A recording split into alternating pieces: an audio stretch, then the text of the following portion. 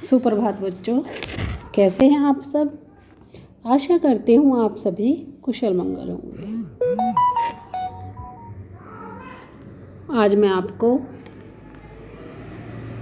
आपके गद्यखंड की ओर लेकर चलती हूँ। जी हाँ, इससे पहले मैंने पिछली कक्षा में आपको क्या कराया था। पिछली क्लास में आपको मैंने काव्य खंड का प्रथम काव्य, प्रथम कविता, प्रथम पाठ सूरदास के पद आपको कराया था। लेकिन अब हम कहाँ चल रहे हैं, अब हम गद्यखंड की ओर चल रहे हैं। जी हाँ, गद्यखंड में आज मैं आपको पाठ 10 नेताजी का चश्मा कराऊंगी।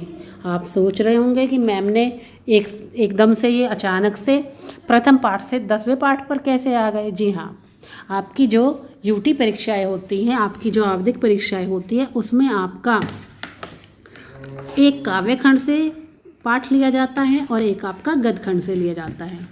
आपके 2 चैप्टर्स कंपलसरी होते हैं उसमें, और काव्य खंड से एक चैप्टर में करा चुकी हूँ। अभी मैं आपको गद्यखंड की ओर लेकर चलती हूँ।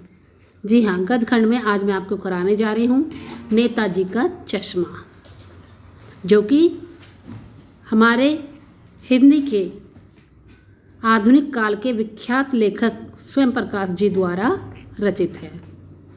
जी हाँ, स्वयं प्रकाश जी के बारे में थोड़ा सा बताना चाहूँगी। स्वयं प्रकाश का जन्म सन 1947 ईस्वी में इंदौर, जो कि मध्य प्रदेश में है, हुआ। मैकेनिकल इंजीनियरिंग की पढ़ाई करके एक औद्योगिक प्रतिष्ठान में नौकरी करने वाले स्वयं प्रकाश का बचपन और नौकरी का बड़ा हिस्सा राजस्थान में बीता। कह रहे हैं एक औद्योगिक प्रतिष्ठान मीन्स एक कंपनी में वो नौकरी करते थे, और इनका बचपन और नौकरी का बहुत ज़्यादा समय राजस्थान में इनका बीता। फिलहाल स्वैच्छिक सेवानिवृत्ति के बाद वे भोपाल में रहते हैं। फिलहाल आजकल वो स्वैच्छिक मीन्स खुद से उन्होंने रिटायरमेंट ले लिया है, सेवानिवृत्ति रिटायरमेंट, और आजकल वो भोपाल में रहते हैं और वसुधा पत्रिका के संपादन से जुड़े हैं। और वसुधा नाम की जो पत्रिका है, मैगजीन है, उसके संपादन से वो जुड़े हैं।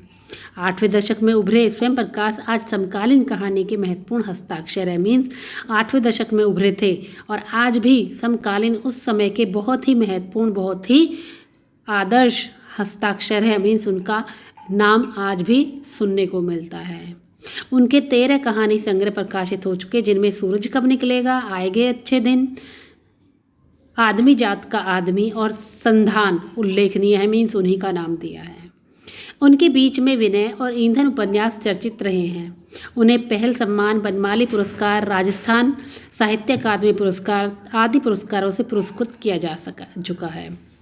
मध्यम वर्गीय मीन्स एक मिडिल क्लास, एक आम आदमी के जीवन के कुशल चितेरे स्वयं प्रकाश की कहानियों में वर्ग शोषण के विरुद्ध चेतना है, तो हमारे सामाजिक जीवन में जाति, संप्रदाय और लिंग के आधार पर हो रहे भेदभाव के खिलाफ, भेदभाव के विरुद्ध प्रतिकार का स्वर भी है, विरोध करने का स्वर भी है।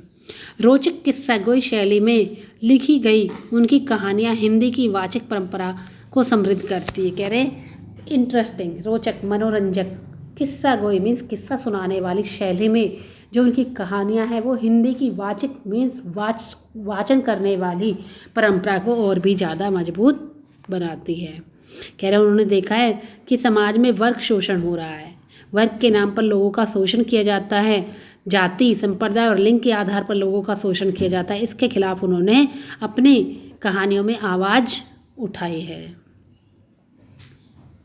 चलिए अब पाठ की ओर बढ़ते हैं। प्रस्तुत जो कहानी है नेताजी का चश्मा, कह रहे इसमें इस कहानी के माध्यम से स्वयं प्रकाश जी ने कहा है कि चारों ओर सीमाओं से घिरे हुए भूभाग को देश नहीं कह सकते।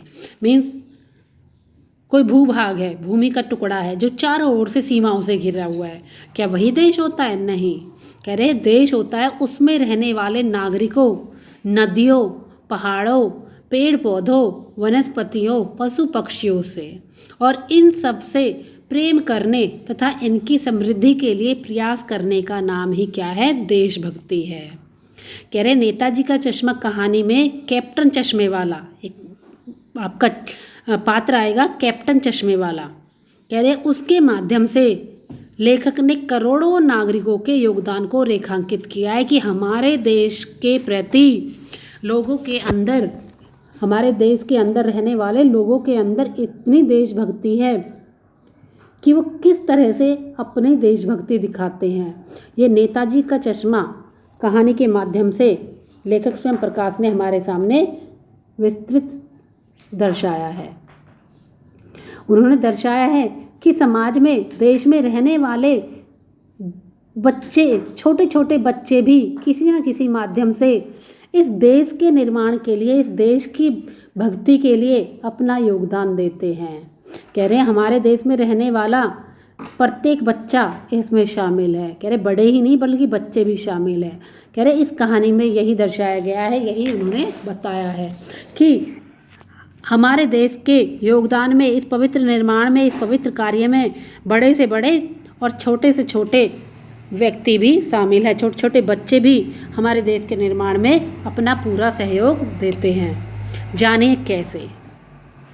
चलते हैं पाठ की ओर। नेताजी का चश्मा। शीर्षक टाइटल क्या है इसका? नेताजी का चश्मा। अब ये क्यों रखा गया है? क्योंकि इस शीर्षक के अंतर्गत ही, इस शीर्षक के चारों तरफ ही, इस शीर्षक के इर्द गिर्द ही ये पूरी कहानी घूमती है। कैप्टन चश्मे वाला, लेखक स्वयं प्रकाश जी, ठीक है, जो यहाँ पर हालदार साहब की भूमिका निभा रहे हैं।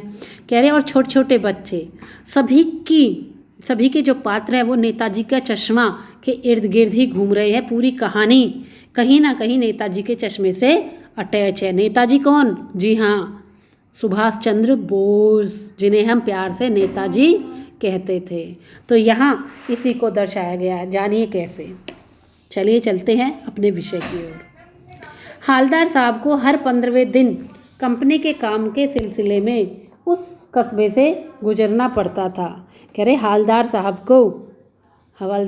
को हर 15वें दिन, कि हर 15वें मीन्स प्रत्येक 15वें दिन, प्रत्येक 15 दिन में कंपनी के काम के सिलसिले में उस कस्बे से, कस्बा पड़ता था रास्ते में, वहाँ से गुजरना पड़ता था। कस्बा बहुत बड़ा नहीं था जिसे पक्का मकान कहा जा सके। कह रहे कस्बा बहुत बड़ा नहीं था। कह रहे जिसे पक्का मकान कहा जा, कैसे था कि जिसे पक्का मकान कहा जा सके वैसे कुछ ही मकान थे, क्योंकि कुछ ही पक्के मकान थे। जिसे बाजार कहा जा सके वैसा ही एक बाजार था, जिसे बाजार कहा जा सके वैसा ही एक बाजार था। कस्बे में एक लड़कों का स्कूल, एक लड़कियों का स्कूल, एक सीमेंट का छोटा सा कारखाना, 2 ओपन एयर सिनेमा घर और 1-2 नगर पालिका भी थी।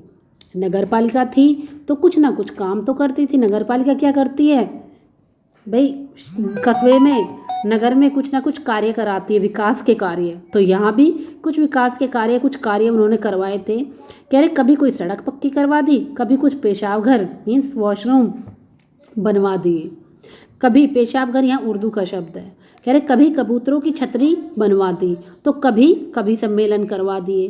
कह रहे इसी नगर पालिका के किसी उत्साही बोर्ड या प्रशासनिक अधिकारी ने एक बार शहर के मुख्य बाजार के मुख्य चौराहे पर नेताजी सुभाष चंद्र बोस की एक संगमरमर की प्रतिमा लगवा दी। कह रहे इसी नगर पालिका में एक उत्साही बोर्ड था। कोई ना कोई उत्साही बोर्ड जरूर होगा जो देशभक्ति जिसमें कूट कूट कर भरी थी, या कोई प्रशासनिक अधिकारी होगा, कोई उच्च अधिकारी होगा काम करने वाला इस व्यवस्था में, इस विभाग में एक अधिकारी होगा कोई। कह रहे उसने शहर के मुख्य चौराहे पर, शहर में मुख्य जो चौराहा था, बीच में जो चौराहा था, उस चौराहे पर नेताजी सुभाष चंद्र बोस की एक संगमरमर की प्रतिमा, मूर्ति लगवा दी। यह कहानी उसी प्रतिमा के बारे में है। यह कहानी जो है मैंने बताया था पहले ही, उसी प्रतिमा के चारों तरफ घूमती है, बल्कि उसके भी एक छोटे से हिस्से के बारे में, बल्कि यूँ कहे कि उसका भी एक छोटा सा हिस्सा, जैसे कि शीर्षक है नेताजी का चश्मा। जी हाँ, चश्मा, नेताजी की उस प्रतिमा के चश्मे के इर्द गिर्द, चश्मे के बारे में इस कहानी में पूरा विस्तृत वर्णन है। इस कहानी का जो शीर्षक है नेताजी का चश्मा, वो इस पर एकदम उपयुक्त है, क्योंकि सारी कहानी नेताजी की मूर्ति के उस छोटे से हिस्से के बारे में है।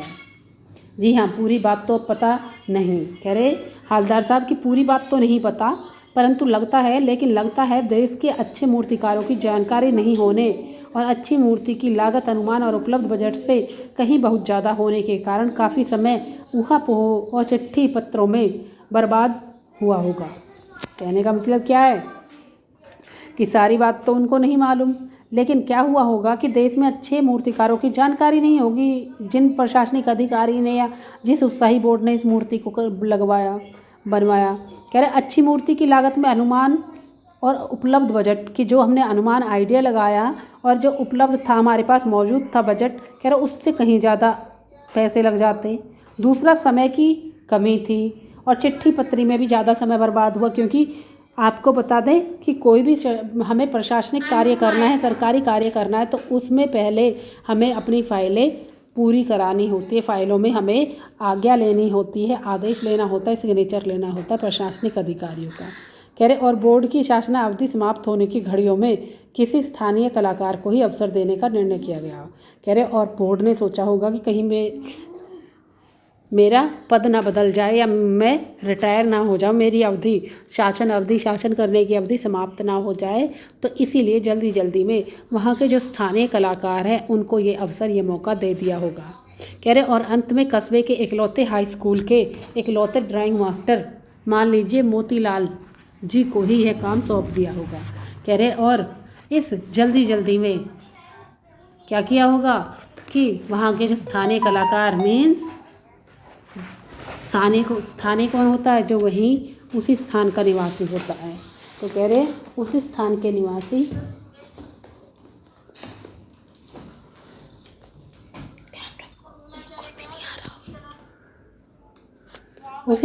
निवासी और हाई स्कूल के इकलौते ड्राइंग मास्टर को यह कार्य दिया।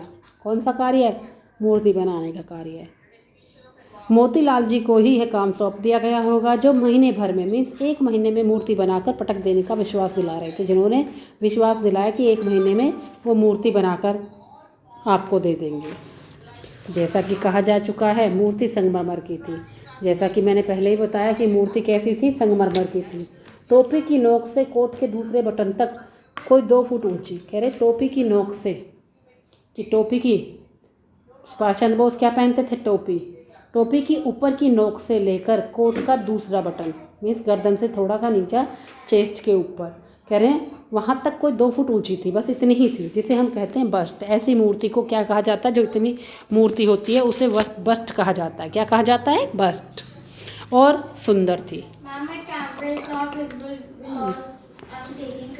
नेताजी सुंदर लग रहे थे, कुछ मासूम और कमसिन। कह रहे कुछ मासूम लग रहे थे, कुछ कमसिन लग रहे थे।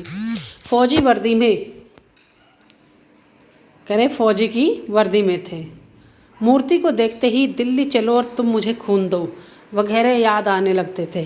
कह रहे जब हम इस मूर्ति को देखते तो दिल्ली चलो, जो कि सुभाष चंद्र बोस जी का क्या था? प्रसिद्ध नारा, दिल्ली चलो और तुम मुझे खून दो, मैं तुम्हें आज़ादी दूंगा। कह रहे ये नारे याद आने लगते थे। इस दृष्टि से यह सफल और सराहनीय प्रयास था। कह रहे इस दृष्टि से देखे तो यह एक सफल और सराहनीय मीन्स प्रशंसा, सराहनीय का मतलब प्रशंसा के योग्य प्रयास था, कोशिश थी। केवल एक चीज़ की कसर थी। कह रहे इसे देखकर क्या कमी महसूस होती? केवल एक चीज़ की कसर, एक चीज़ की कमी महसूस होती, जो देखते ही खटकती थी, जो देखते ही एकदम से आंखों में चुभती थी। कह रहे हैं नेताजी की आंखों पर चश्मा नहीं था। क्या? जी हाँ, नेताजी की आंखों पर चश्मा नहीं था, एक चीज़ की कमी रह गई यहाँ। कह रहे हैं यानी चश्मा तो था लेकिन संगमरमर का नहीं था। कह रहे चश्मा तो था किंतु मूर्ति संगमरमर की बनी है तो संगमरमर का ही चश्मा होना चाहिए था, लेकिन संगमरमर का नहीं था। एक सामान्य और सचमुच के चश्मे का चौड़ा काला फ्रेम मूर्ति को पहना दिया गया था। एक सचमुच का और कह रहे हैं सामान्य सा चश्मे चौड़ा काला फ्रेम मूर्ति को पहना दिया गया था। हालदार सब जब पहली बार इस कस्बे से गुजरे और चौराहे पर पान खाने रुके, उसी चौराहे पर वो पान खाने के लिए रुके, क्योंकि यहीं से गुजरना होता था हर 15 दिन में, तो तभी उन्होंने उसे लक्षित मीन्स उसको भाप लिया और उनके चेहरे पर एक कौतुक भरी मुस्कान फैल गई और उनके चेहरे पर एक कौतुक भरी मीन्स जानने की ठीक है, मुस्कान फैल गई।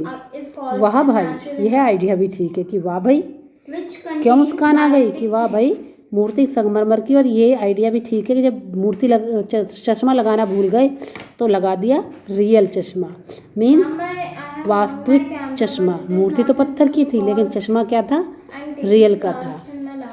चलिए आगे पढ़ाएंगे।